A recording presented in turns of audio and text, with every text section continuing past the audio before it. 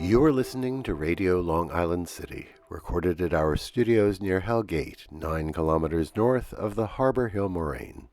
And now, the Observatory. The Observatory, Friday the 22nd of August, 2025. It is 63 days after the summer solstice. It is 31 days before the fall equinox. By the French Republican calendar, it is the 5th day of Fructidor, the day of the saumon, the salmon. The sun rises today at 6:13 a.m. Solar noon takes place today at 12:59 p.m. The sun sets today at 7:43 p.m. Civil twilight ends at 8:12 p.m.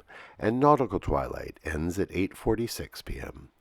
The length of daytime today is 2 minutes, 29 seconds, shorter than yesterday. The moon is in its waning crescent phase and is 0% full at midday. The new moon will arrive tomorrow. These are the predicted tides today for Horns Hook. In the wee hours, low tide, 4:31 a.m., 9 centimeters. In the morning, high tide, 11:09 a.m., 1 meter 52. In the afternoon, low tide, 4:18 p.m., 21 centimeters. At night, high tide, 10:57 p.m., 1 meter 65. In our shared realm of plants and animals, the local fishing community has reported that pods of porpoises have been a common sight in the waters around Long Island in the past few weeks, and one observer posted video of a solitary bottlenose dolphin swimming just a few days ago, right off Battery Park at the tip of Manhattan.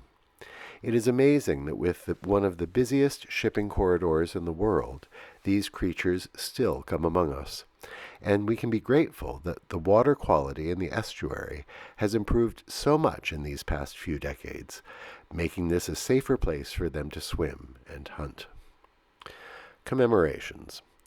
Today marks the earliest report of a sighting of the Loch Ness Monster. The 7th century book, The Life of St. Columba, tells the tale. The Irish monk Columba was sojourning in the land of the Picts, in what is today Scotland. On this day in the year 565, he and his companions came across a burial party near Loch Ness. The mourners told Columba that a fierce water creature had snatched the deceased and drowned him. Columba responded by sending one of his friends to swim across the lake. When the monster appeared from the depths, the saint did as saints do. He made the sign of the cross and rebuked the creature, who immediately fled. The Picts thanked Columba for his miraculous intervention. A charming myth to remember this day. The first aerial bombardment of a city. On this day in 1849, Austria launched pilotless balloons loaded with bombs over the city of Venice. The city, which had been under Austrian rule for half a century, had declared its independence during the Revolutionary year of 1848. 5 balloons, each one more than 20 feet in diameter, were launched across the lagoon.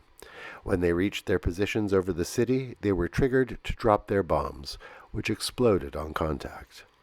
Venice surrendered 2 days later.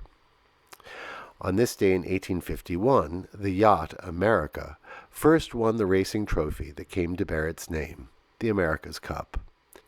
The yacht America, representing the New York Yacht Club, won the Royal Yacht Squadron's 53-mile regatta around the Isle of Wight in southern England by just 18 minutes. The trophy would be kept at the New York Yacht Club until 1987, when for the first time the club was bested by a challenger from the Australian Royal Perth Yacht Club. On this day in 1864, the first Geneva Convention was adopted in Geneva by 12 nations. The signatories agreed that the wounded on a battlefield must be treated humanely and given medical care, even by the opposing army in a conflict. It also required belligerent armies to record the names of the dead and wounded of their adversaries and communicate this information to the opposing side. The Red Cross was also granted protection during battle to provide care. It was the beginning of modern international law regarding warfare.